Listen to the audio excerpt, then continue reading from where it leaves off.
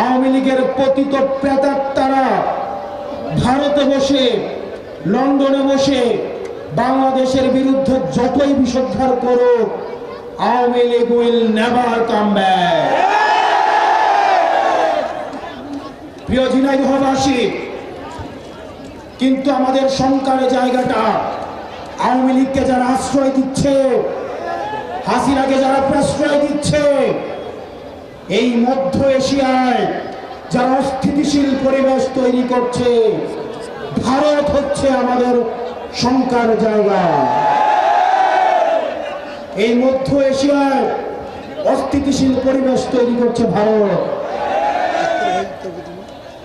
প্রিয় ঝিনাইদহবাসী, ভারত ইতিমধ্যে safe house of the terrorist হিসেবে পরিচিত হচ্ছে।